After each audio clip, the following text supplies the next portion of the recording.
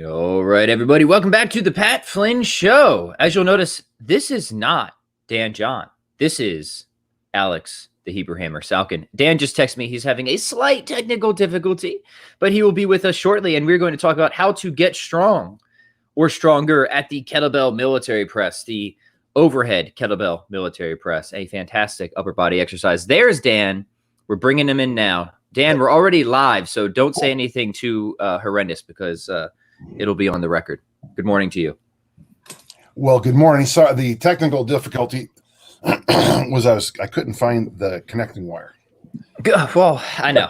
What are you going to do? Hey, we missed a week, Dan. It's always a shame. How you doing?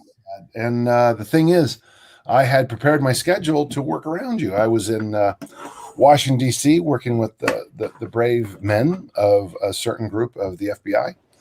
And but it worked out great. I mean, it gave me more time to hang out in the Sky Club that day. So it's good. Well, I felt ashamed because my excuse was I was traveling, and here Dan John, who was also traveling, had already prepared to do the podcast. So I realized that I was just being pretty lame. So it won't happen again. The word hero gets thrown around. Rightfully so. Well, good to be back, Dan. The people want to hear about military pressing today and how to get stronger at that. So we can get there. Excuse me, stop.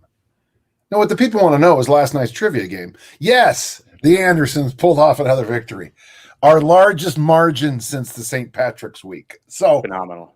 We're a very proud team. What was the finale question? Because last time it was so check this out, Aleks. Last time it was how many bathrooms were there in the White House? And I gave a completely random guess, and I think I was one off. But which Price is Right rules I still lost, but I was happy with that. No, the last round was just kind of some vague stuff, but there was no like theme last night. That's why people ask me what the questions were. I'm like, gosh, because there's no theme. It was good though. It was good, and the train is coming by, so good. You guys can hear that? I'm in my basement. You can still hear the train that's in my backyard. So that's pretty. Okay, so I'm ready to go. So, okay, I'm sorry. I've done this. Right. No, very good. So Aleks is, he's going to hop in this conversation. I want to talk about the kettlebell military press today. And it's a common question. I get it a fair amount. Dan and Aleks, I know you two get it, is how do you get better at this thing, right? Well, I guess first off, why should you, right? So always good to start with the basics. Why do we like the press? Why is the press worth doing? And then, and always an important question is, where's that line, right? When is strong enough with the military press? So Dan, why don't we start with you? But I'd like to hear both of your thoughts on this. So if, on that list of stupid questions, the one that goes, if you could do only one exercise, what would it be? I've always thought the clean and press is that one exercise. There's something magical about holding a load vertically overhead. If you have any postural issues, it's going to get exposed. If you have symmetry issues, especially with the double kettlebell or the barbell military press, you're going to get exposed. There is something, you look back on those guys when the Olympic press was in, and really everybody wants to look like, 1960 Olympic lifters. That is what most men tell me they want to look like. They don't know it because there's this bodybuilding image that's kind of taken over with the more bloated pec look and some different things. But, if you want barnyard wide shoulders and Tyrannosaurus triceps, the military press is your best. The other thing too that you might miss is that to do the military press, your pelvic bowl has to be aligned with the rib cage and the lower structures. So it forces a loose hip flexor, psoas muscle. It forces a tight glute. It's a built-in lower body exercise. It doesn't look it. So I just think it's marvelous. Great. Aleks, your thoughts? Yeah, I agree. I think the postural part in particular is something that a lot of people overlook, because one of the issues that a lot of people run into, from my perspective, most of the people who come to me for training related advice and programming and that sort of a thing, they have sedentary jobs, so they sit most of the day. they're hunched over, and then they want to press something overhead, and they're missing out on an essential element of it, which is what Dan just talked about. You need to have loosened up hip flexors. You need to have you need to at least not have many postural issues. You should mostly have that taken care of. And I think it is a good assessment in a way to show how well put together you are. And there are some movements that you can do to work around your inability to do the military press, at least initially. But if you ever want to be awesome, you do have to be able to push some weight over your head. So I think in terms of your a general snapshot of how well you're moving, as well as how strong you are, the military press really does show you a lot. And so the road to getting there might differ from person to person, but there are still going to be certain checkpoints that you're going to have to pass along the way before you can really be awesome at the military press. Yeah, very good. Hey, real quick, let me put my petitions in. Gentle listeners, please like and share if you're joining us on the live stream. We will be doing Q&A, as always, toward the second half of this episode. I see many wonderful comments coming in, so you can submit your questions now. We will get to those eventually. So, Dan, back to you then. Let's talk standards. Everybody loves to talk standards. What are we looking at here for the military press? Do we have a sort of floor and ceiling that you'd like to have people operate between? So this was the thing that I got most pushback from my high school varsity standards for male and female athletes. For females, we originally had the standard at 75 pounds, and then we slid it down to 70 because of so I had women, deadlifting around, 275 to 315, and they would press 70, and it wasn't like they were, they were good lifters. And on the male side, it's only 115 pounds for a high school boy. And I think so, gentle listener, I expected a high school male to clean 205, front squat 205, back squat 255, deadlift 315, and then I say a 115 press, and people go, that seems really low. Yeah, but it's because you haven't done the military press. So one of the first things you're going to run into when you do the military press is once you get to body weight, just like in the snatch, once you get the body weight in the clean and press and the Olympic snatch, there is a magical transition that happens. If you tell me you press body weight and snatch body weight, it's just like there's this little internal nod I have, like, yeah, you're okay.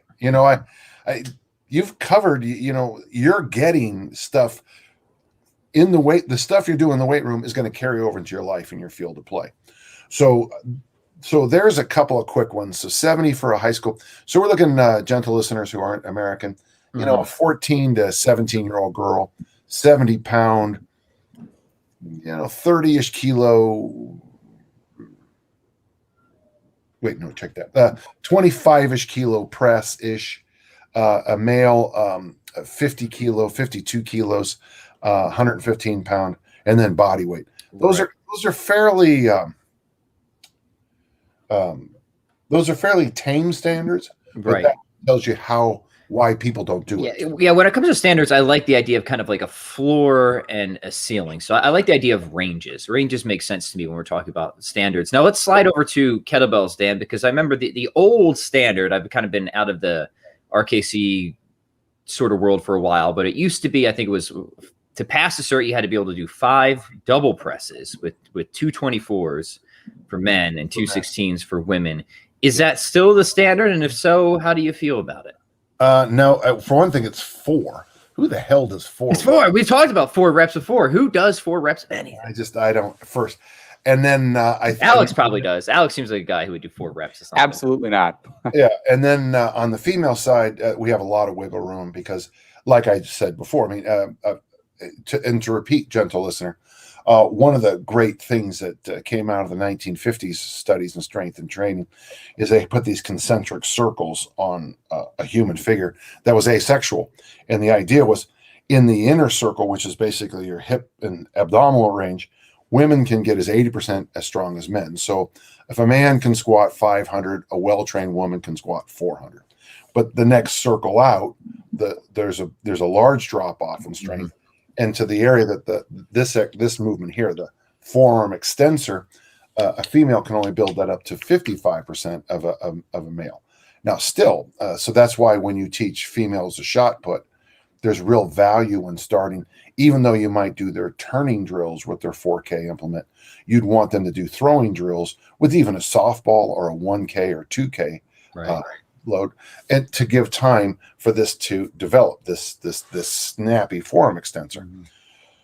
So when you're working with females, their press is always going to be weird compared, and that's why those numbers from the Soviets, which were bullshit anyway, didn't work, and they're even less so with females. I always talk about my friend Mindy, who could bench 135 pounds, 60 kilos for 10 reps, but her max was 140. Yeah, isn't that funny? Mm-hmm. And people thought, well, that's strange. That's what the chart says. And I just want to slap them and say, yeah, because the charts, they're basically figments of imagination first, and then number two, they didn't use females. To study. Okay, very good. I see Aleks is having all sorts of conversations in multiple different languages at once in our chat here. So this is very interesting. Hello, we have hellos from Germany, from Jerusalem. Good to see everybody here from around the world. Poland, great to have all of you. Again, we'll be doing a Q&A as we move along here. So please submit whatever you have. All right. So let's move on to the next stage of the conversation then. We kind of, I guess, have an idea of why the military press is awesome, why it's worth doing, how it can benefit you. And we kind of have a range, right, of kind of where I think we want to be or should be with this. So how do we get there?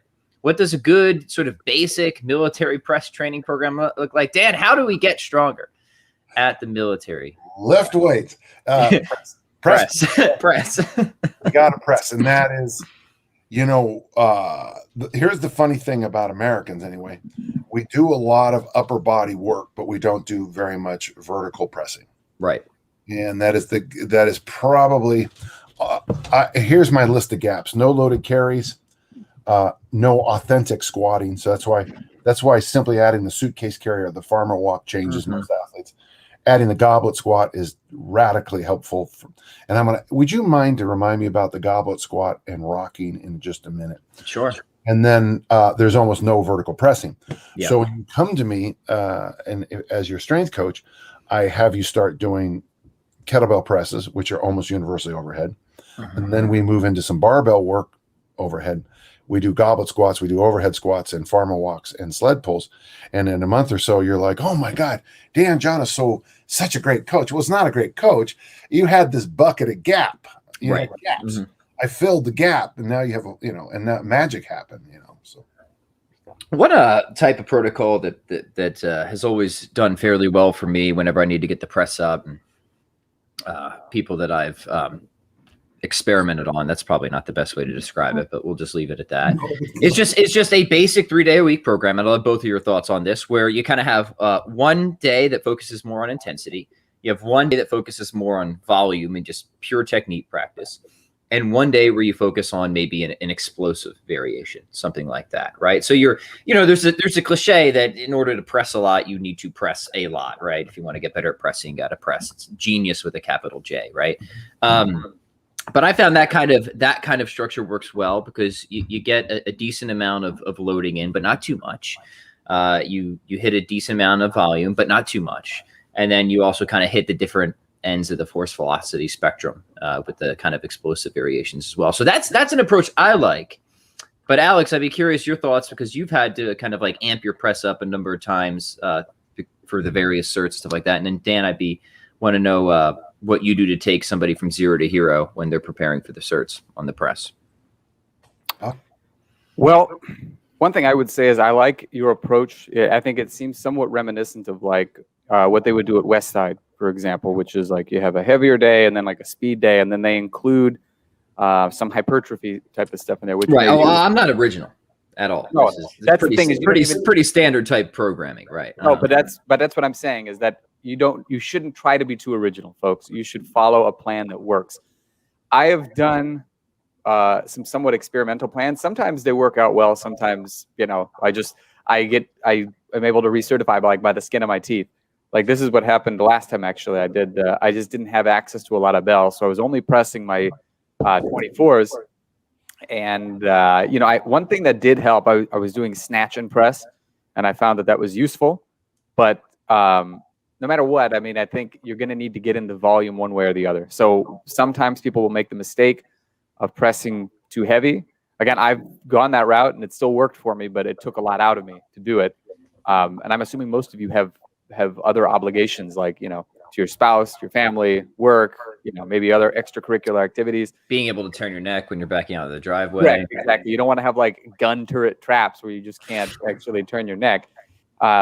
So you need to have a sensible program, but one that you can push it enough where you can actually see the needle moving on the dial.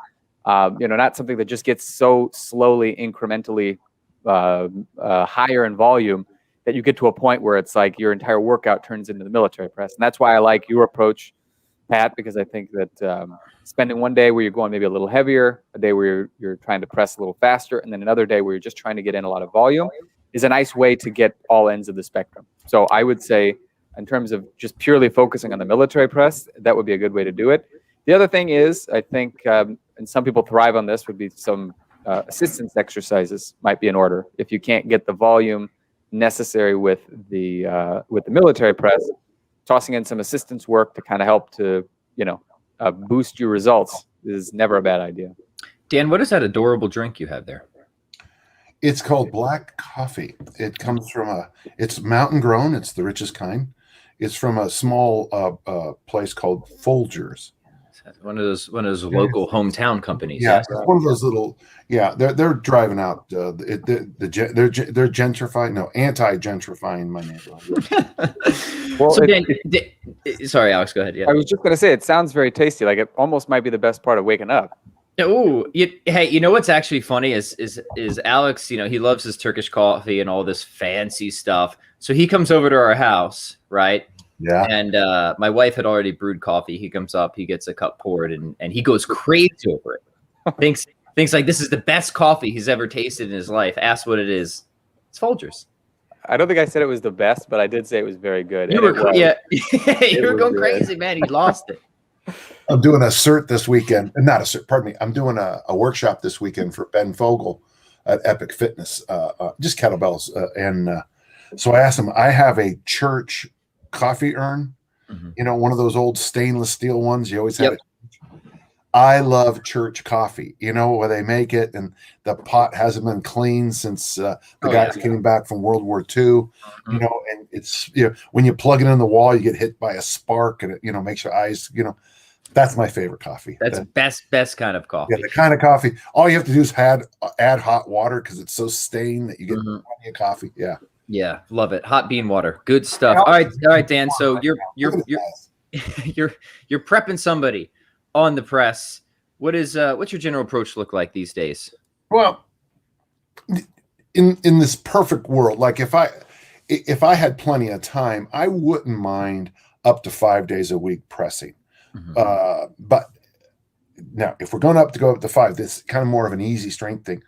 So if I could have a month, 6 weeks with this person, 8 weeks with this person, where we had them do presses, basically in a little rhythm of like you did. I like what you said. So so there's a day where there's like 2 sets of 5. There's the next day is more tonic, 1 set of 10 lighter, and then day 3 we're going to do some some push jerks or something like that.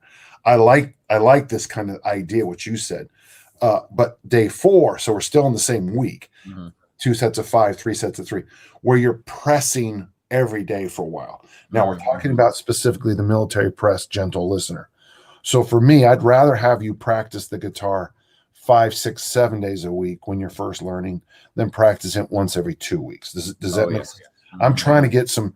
So, and the thing is, if I'm doing a light set of 10 the day after a heavy workout, I'm the phrase we use is, of course, greasing the groove, but I'm also getting that tonicness.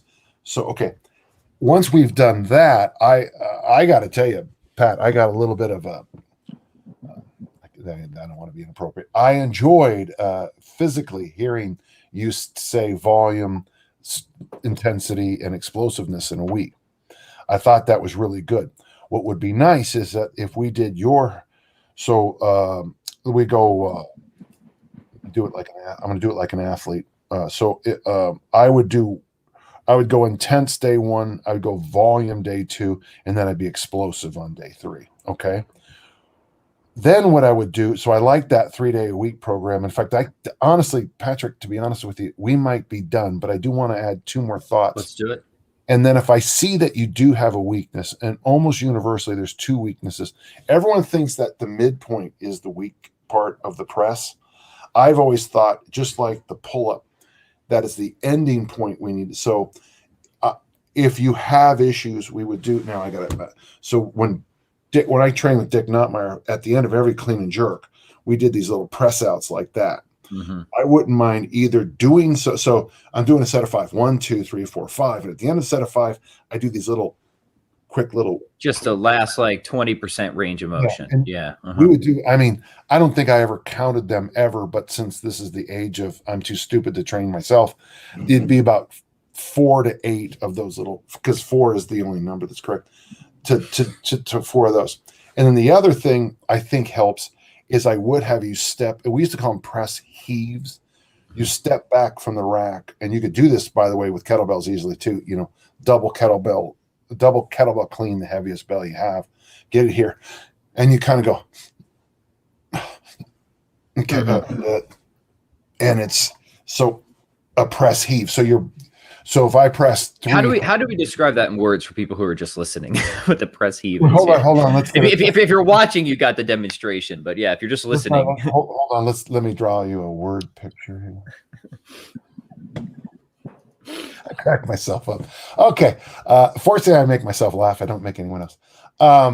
So basically, you're going to step back off the rack with maybe 15, 20 pounds over your max. Mm-hmm. You're in the front squat position, and what you're going to do is kind of, I would say it's kind of dip-ish. In fact, you could probably even bend your knees, and you drive the weight up. Just clear your shoulders, try to hold the weight there, and then let it come back down. Right. There's a sort of compression and then expansion. This upper body compression and expansion. Right. So that would be. So I like the idea of 3 weeks of the Pat Flynn model. I do. And then at the end of week 3, we look and we say, okay, where are the weak points? And then I would like to toss in one other idea that worked really well for me back in, this would be when the last time I pressed overhead heavy, I was in a situation where I could only lift twice a week. Day 1 of a week, I did 3 sets of 8 in the press with 1 minute rest. And you only judge the load by the last rep on the last set. So even though, if you're a big engine person and you got 95 pounds, you got 30 kilos, and you get a set of 8's a joke, minute rest. Set of 8's a joke, minute rest. Set of 8 is a freaking nightmare. That's the one you judge it on. And then the other day a week is just your 1930s training template where you put the weight on the bar. You clean and press it, you add weight, clean and press it, add weight. And you go to whatever your max that day is. And so that's only a 2-day-a-week program. I thrived on that program. That's my lifetime best clean and strict press. Having said that, it was 2000, so I had been lifting weights for 35 years. So I did have some water under the weight. A foundation, right? Yeah. So gentle listeners, to summarize, if you're struggling, I would suggest trying an easy strength idea ish, however you understand it. I like this. Up to 5 days a week to teach yourself to, like you're learning the guitar or learning the type. Pat's concept of 3 days a week of the volume, the intensity, and the explosion, I think would be the template for everybody. And then there'd be that step back that I would ask you to do. Let's look at where your weak points are. And by the way, the 3 sets of 8 and then the heavy other day would be something you'd want to do maybe the 3 or 4 weeks out of a cert, as you're focusing more on the snatch, as you're focusing more on getting your general conditioning ready for a cert, for example. Yeah, tremendous actionable advice there, Dan. Really appreciate it. Aleks, anything you want to comment on or add to any of that before we tend to the gentle listeners' questions here? Yeah, one of the things that I thought was cool that Dan talked about was doing like the little press outs at the end. Nowadays I think people have very black and white thinking about things, and it's either full range of motion or don't even bother. Or don't even go to the gym. Don't even work out. Yeah, exactly. Yeah, just sit on your couch and do full range of motion like Cheeto, whatever, Cheeto curls we'll call them, but which is different from a cheat curl. Just FYI. Well,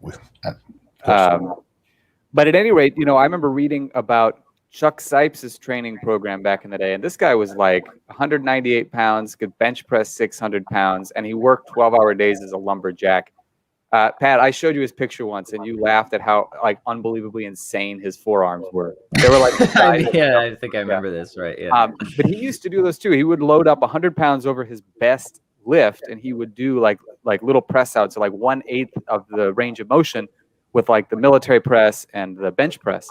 And, he did it for the purpose of, I think, for strengthening his tendons in particular. But it's a great idea. So that's interesting. If you don't mind, Fred Hadfield's work, he talks about these little jerking motions to build up connective tissue. So Fred Hadfield, the great power lifter, the great squatter, came up with the phrase compensatory acceleration training, which now we would say use chains and bands. Love him or hate him, but Tony Robbins, this guy, Tony Robbins, giant steps lead the field. Anthony Robbins, people got on because a couple of years ago he claimed to have a 550 bench. Well, he was doing that short range work, which, and by the way, I mean, like I always say about him, love him or hate him, I like his work. He does look good he does look good, and he trains with tight movements too. And of course, if you come to my gym, you'll find some autographed pictures of a guy named Bill March. In fact, he was that great Olympic lifter who was also Mr. Universe, who did functional isometric contraction. And I've actually had an email from him. He's an older man now, much older. He's got to be in his early or mid 80s, and but he shared with me some things about how he did isometrics 4 days a week, and then totaled in the gym, clean and press, snatch, clean and jerk every Saturday. But everything was these micro movements. And so I like your point, Aleks, is that this idea that we've walked away from these great insights. And again, we're letting the tail wag the dog in our field. We're letting the bodybuilders tell the rest of us how to train, which is great. I mean, can I rant for about 10 seconds? Please. Yeah, of course. So Laree sent me a whole bunch of books. She's cleaning out some of her library, and a lot of them are these autobiographies of bodybuilders. And I am exhausted emotionally reading these books because they lie so much in their books. I know the one bodybuilder, I swear I never touched any anabolics. Well, I mean, he's famous for it. And there's another guy who said, who once after he came to Jesus, regrets all the things he did, all his criminal past and all the drugs he did. And I'm like, oh. And there's another one who the very best food source you can have is his protein powder. So the ultimate thing that God wants you to put into your body is his protein powder. I mean, but that's it. I am learning a lot. And I don't know how much it's going to help me as a coach and person or instructor, but it's helping me at some level. Good. I'm happy to hear that, Dan. So this is sometimes in academics, it's helpful to read the antithesis of everything you believe. Right. So if you're an absolute Adam Smith capitalist, you better know the work of Karl Marx really, really well. And if you're from the Socrates, Plato, Aristotle world, you better read your Wittgenstein. So that's very Hegelian of you, Dan. So excellent. All right, let's do some questions. We got some lots of good comments already, so we'll get through as much as we can here. Thank you again, Dan and Aleks, for that awesome advice. I think this is one of those podcasts that people will be able to put it right to action, which I hope so, which we always love. Raju says, "Hey, Pat and Dan, Sorry, Alex, you didn't get included in this one. Yeah, So just, if you can just sit there quietly, Alex, we'll take care of this. Loser. He says, I can clean and press a 20 kilogram and 16 kilogram efficiently and individually. But when I combine the bells, it ends up a failed lift. Is this a technique issue or am I weak and stupid? I like the There is addition a of third option. So when he combines them, does Raji? Okay, there's two ways I can hear this. First, so I do this thing called what is that thing where you have two kettlebells in one hand? Stacked kettlebell press. What was that? The stacked kettlebell Stacked. press. Yeah, I do that as kind of a circus trick at certs. And are you telling me you can't press the 36 combined in one hand, or do you have the 20 and the 16 in one hand? Right. I'm gonna guess it's the latter because the former seems like, well, duh, right? Right. That's might be a pretty big leap. Well, I do like the idea of what he's doing here, and it is interesting because, as always, as good as a single press is, the double press highlights issues. As good as a double press is, the single press highlights issues. Yeah. Mm-hmm. I'm wondering if it's not even a press issue with him. It's a stack issue. It's your butt. It's your hip flexors. It's your feet. It's your. So, when you're trying to, like, sometimes I do it at certs just to be kind of a dick.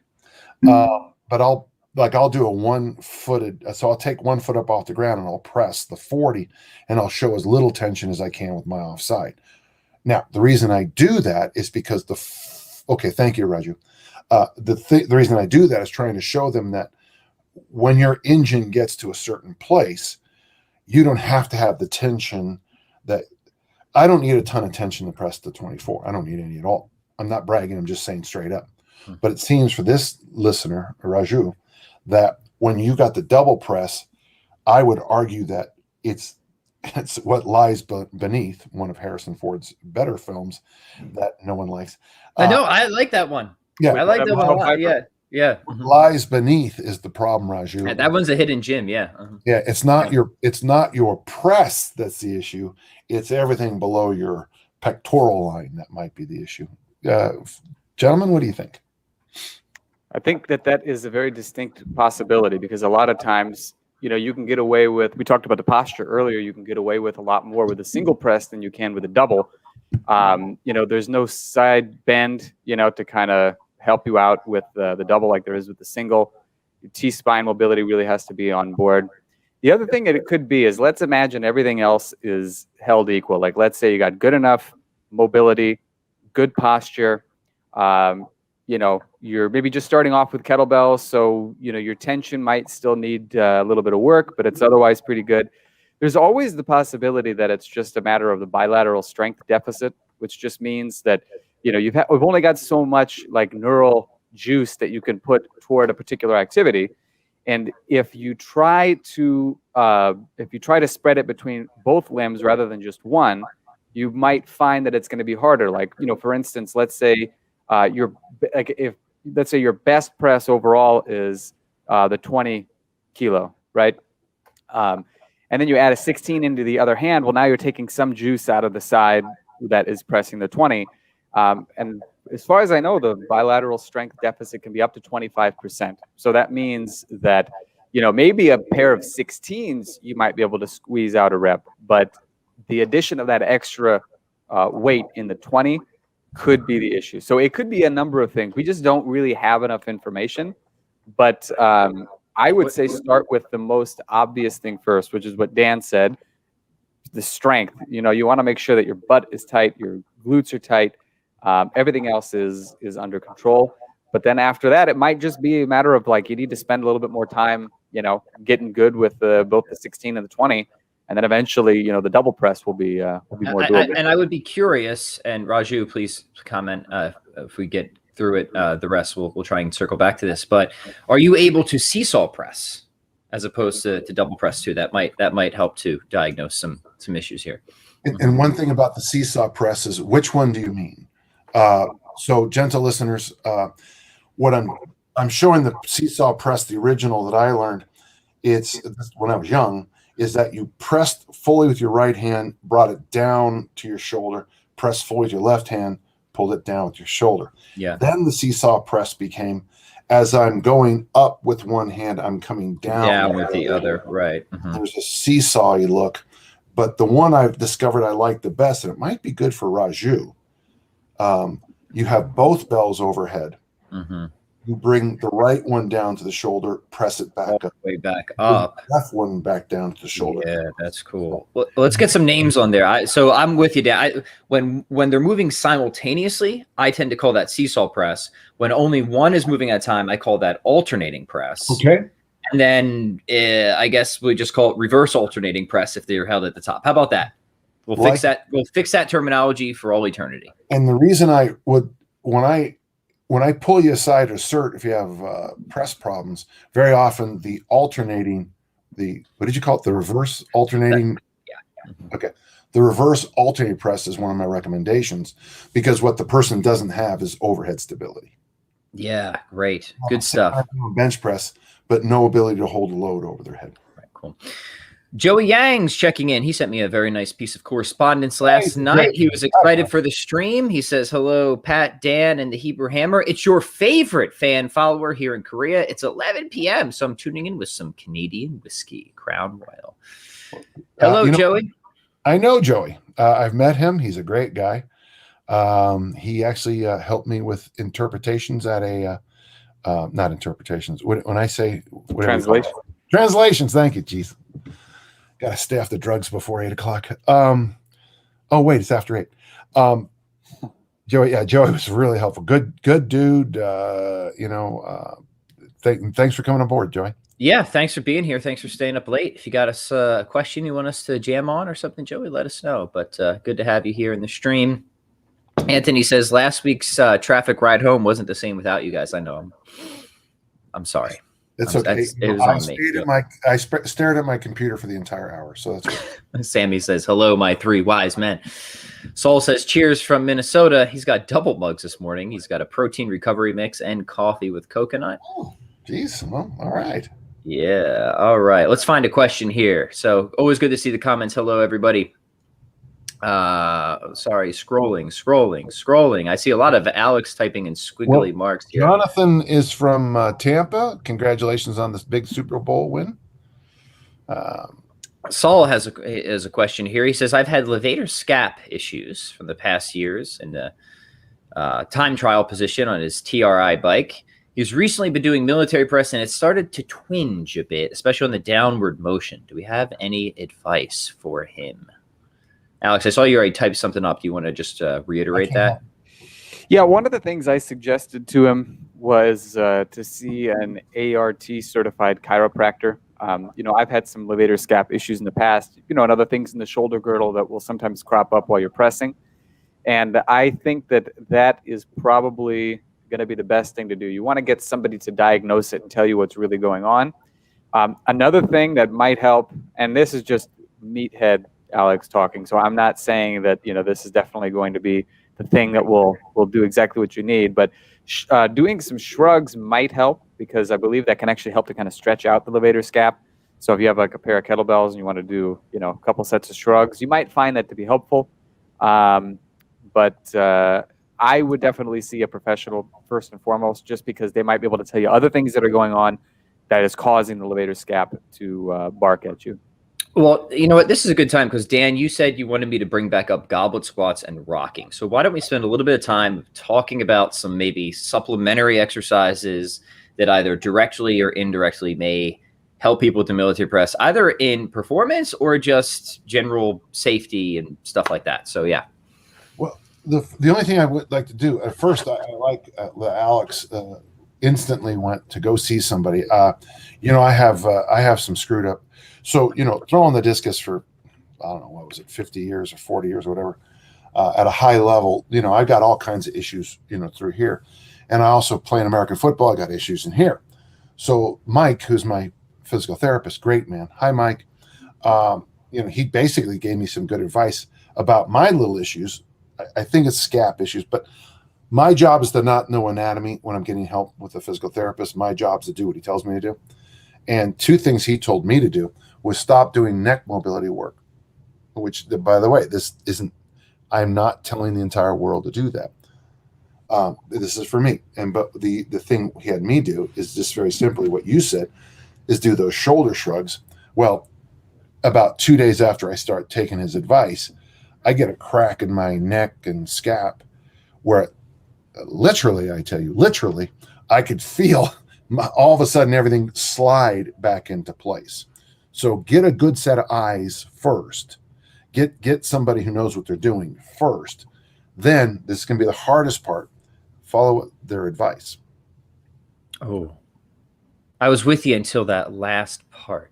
Yeah. So, go ahead, Aleks, and I'll talk about that. No. I just putting my microphone in place. I have nothing else to add. It's pretty good, yeah. All right. Well, you have something to add. What are your general thoughts, Aleks, and Dan, you too, on just supplementary exercises? Aleks, we know you're a big fan of the developmental movement patterns, just for shoulder health and stuff like that in general, that you think minimalist. Let's keep it minimalist, that people can be doing around their military press sessions. Mm-hmm. Well, one of the things that I think is really good is I like YTWLs and shoulder external rotations.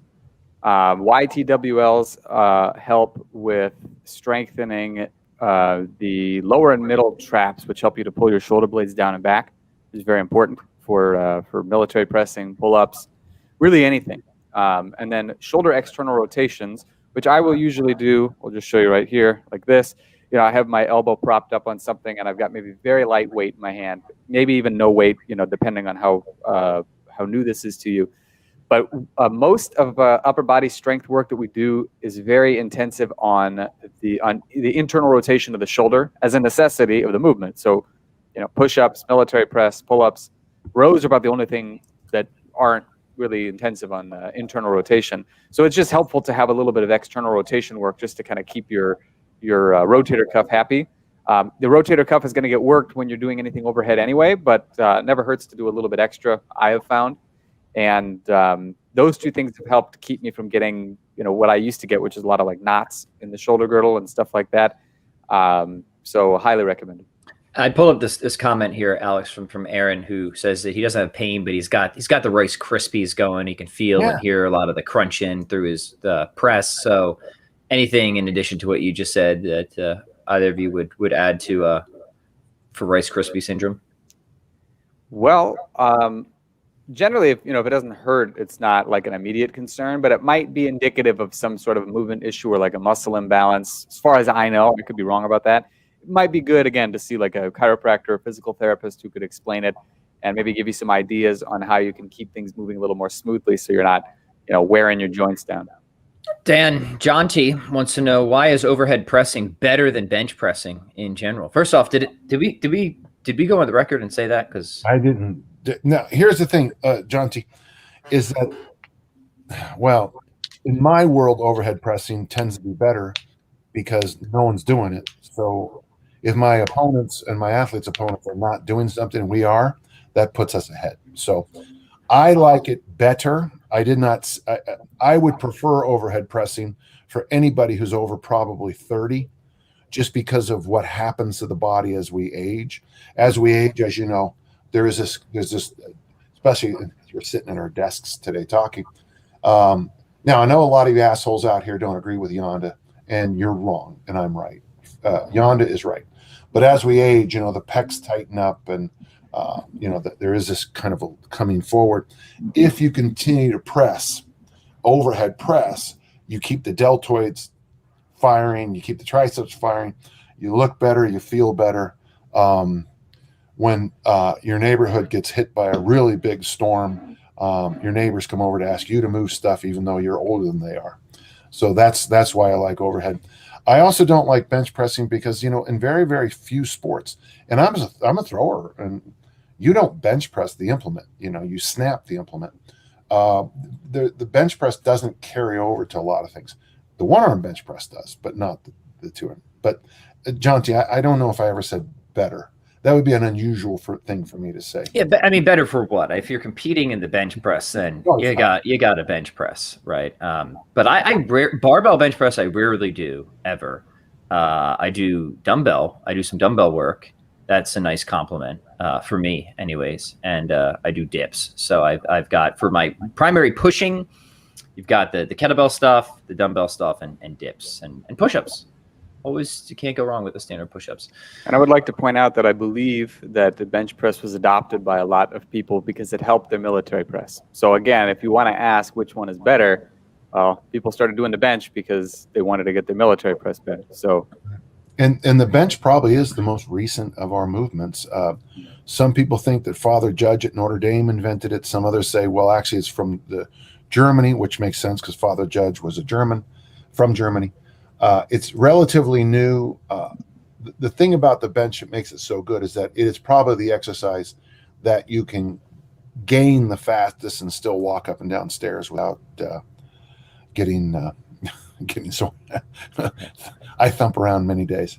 Joey says, Dan, I consider myself to be your best advocate here in the Republic of Korea. One of the challenges is disseminating your teaching here directly because language is a barrier. He wants to know, do I have your permission to teach your philosophy to the strength and fitness coaches here in Korea? I will say it word for word. I don't want you to. I would rather you take the concepts and hone them in. Much of my work, Joey, is done with and people say I'm a storyteller, and I'm fine with that because I think that is in the great tradition of teaching.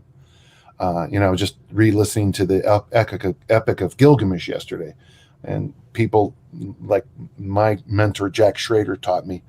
People love stories about people. People love stories and stories about people. People love stories and stories about people. But some of the stories won't relate to your audience. I was an American football coach. That's a non-starter in most countries. But yeah, please, you have absolute permission. Can I add something before we go? Yeah. Hey, thank you, Pat. I couldn't figure out how to log in on the chat, but Pat's included a really important article from Original Strength and our good friend Tim Ferriss. You know Tim too, right, Aleks? Tim Anderson, not Tim Ferriss. Who the hell? I have got to quit smoking crack cocaine before 8 o'clock. Oh, it's after 8 o'clock. Just got to wait till 10 p.m. or 10 a.m. Sorry. Let's push, yeah. Tim Anderson, and it's an article that really, it's like one of those articles, sometimes we get a little weird in our field, but this one related to me very well. And the argument is to make the psoas muscle slide and work better, you need to have better ankle mobility. And okay, so the psoas is part of the hip flexor family. And I looked at that and I said, yeah. So I used to really fight back problems a lot. And then when I started doing Original Strength, especially 6-point rocks, I haven't had an issue with my lower back since then. Now, as a thrower and as a dad, lower back problems happen. And it's interesting to think that ankle mobility makes the lower back not hurt. Just touched my soul. Like, that's a truth. So maybe the 6-point rock, and that's why the goblet squat is so helpful for the lower back. I thought the goblet squat was helping lower backs by making the ab wall work harder, by making the hips more mobile, but it also could be because it's making the ankles more mobile. Yeah. Tied into something that Aleks was talking about when he said with the scap issue is that very often in the human body, where the pain is showing up doesn't necessarily mean where the cure is going to be. It's always that downstream issue. Right. That reminds me of a saying that I got from a physical therapist who I much respect and who fixed me up a number of times. If I was having a shoulder issue or an elbow issue, oftentimes he would say, look, you don't have a shoulder issue, you have a body issue. You don't have an elbow issue, you have a body issue, right? Everything is connected. Everything matters. Just because it hurts there doesn't necessarily mean that's where the problem is originating from. Maybe it is, but we got to take a more global perspective on this, right? Which is why I think dealing with someone who's been in a traffic accident or got hurt in a rugby or football game is easier, because you can say, here's the point of impact. But if you're working with most people, I would say, and the bulk of the questions I get about injuries and pain, it's this 10, 15, 20 year issue. So if we just say, well, the problem is right there's your problem. Well, no, the problem, that's where you feel it, but it's because you've been, and then fill in the blank. And then all of a sudden someone says, oh, I mean, like the time I fell on my bike and I broke. Yeah, why don't you tell me that in the beginning? So yeah. Okay. Good reminders. All right, we'll take one or two more questions here. Andrew says, good day from Australia. I see a lot of people doing renegade rows with kettlebells, but they seem inherently unsafe to me since the wrist is a long way off the ground. Do you guys share this concern? So the renegade row is when somebody does a push-up on the kettlebells and then they row one arm at a time on the kettlebells. You know what, Andrew? This is going to sound weird. I'm not against any exercise, but I don't do renegade rows basically for the same reason. As a person of multiple wrist surgeries, It's one of those things where I think you gotta ask yourself, well, why would I be doing something like this? If it's trying to do like a bunch of heavy rows, I think you should just do rows in a more standard variation. You're just not going to be able to pull as much. And it's a magical exercise because, you know, you are in a push-up position, plank position. Yep. You're sliding over. You're asked to have the amount of body tension is through the roof. But then stopping right there and listening, the question I thought was good. But there is that cost to benefit discussion. And I think that's something, Aleks, I know you only come on occasionally onto our wonderful show and then take it over. But, one of the things Patrick and I talk about a lot is cost of benefits. So, and the listener is right. Did I say the renegade row is bad or wrong? No, of course not. But what I did say, boy, you'd better be able to defend it in the court after the surgery. Right. Yeah. Some core stuff, you know, so I'm of two minds of this sort of thing. Like, yeah, I guess it's definitely less safe in as much as the kettlebell. That's the fear, right? That the kettlebell will topple over, right? And then orthodontia is expensive, right? So yeah, we get that. Okay. The thumb-free bench press thing, thumb-free, okay? Right. Mm-hmm. Everyone was doing it back in the day because the Barbarian brothers were doing it. Looking at, boy, they must. And then they also did reverse grip, didn't they? They did like reverse grip thumbless. It's like practically a guarantee you're going to drop it in your throat. And then a hammer thrower at Utah State dropped the bar in his face, and the orthodontia expenses were through the roof, broken jaw, lost a whole season, had to eat through a straw for a long time. Yeah, so his bench press was heavier, which you don't need as a hammer thrower. But hey, his bench press went up. Right. You don't need for a hammer thrower, but his bench press went up. Well, it didn't go up for long. I think that's the problem. All right, let's squeeze one more in here. It says, hey, this is Manuel tuning in from Panama, one of my favorite Van Halen songs. Panama. When working up to, it wouldn't be a Pat Flynn show episode if we didn't get a little singing from Dan John. He says, when working up to sets with single hand presses, do you prefer finishing one hand first, then the other, or do you work them at the same time? Okay. I don't know if I understand the question. First off, I have to say this. A man, a plan, a canal, Panama is one of the longest Roma Summa Samor race car. Palindrome? Palindrome, yeah. Palindrome. A man, a plan, a canal, Panama is one of the longest logical ones. Okay. Working up to sets with single hand presses. Do you prefer finishing one hand? Okay. This is a question for me.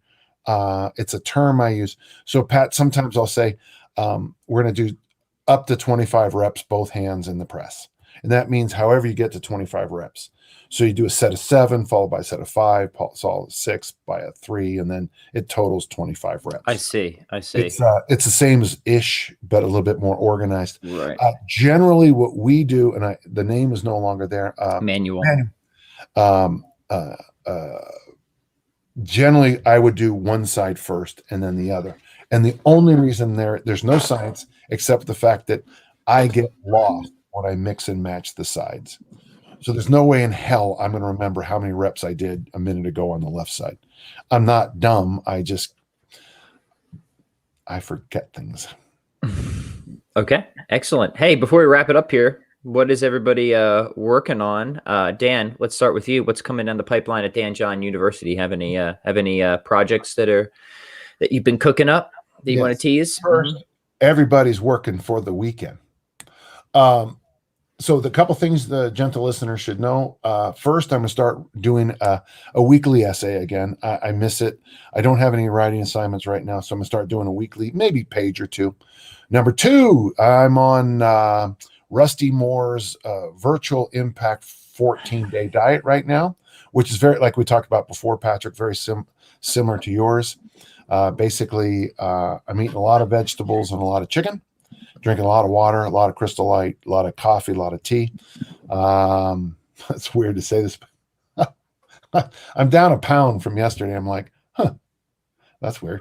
And then the thing that makes me most excited is I pretty much now know my schedule when I'm in England. So I'm going to be with our good friends, James St. Pierre. I think it's going to be August 13th. Cool. St. Mary's for a couple of weeks. And then I'll be with my friend Jamie doing a workshop on what we would call here in the States Labor Day weekend. So beautiful. All right. Lots of good stuff. Lots of good stuff happening. And make sure everyone checks out Dan John University. As always, Aleks, what about you? Give a mention to where people can follow you and see all your cool stuff. Yeah, if you go to aleksalkin.com, it's ALEKSSALKIN.com. You can read all sorts of wonderful free articles that I've got on there. You also have the opportunity to get my free ebook, The 9-Minute Kettlebell and Bodyweight Challenge, which I think you will find very stimulating. And Pat laughs, but Dan smiles. But stimulating is a good word for it.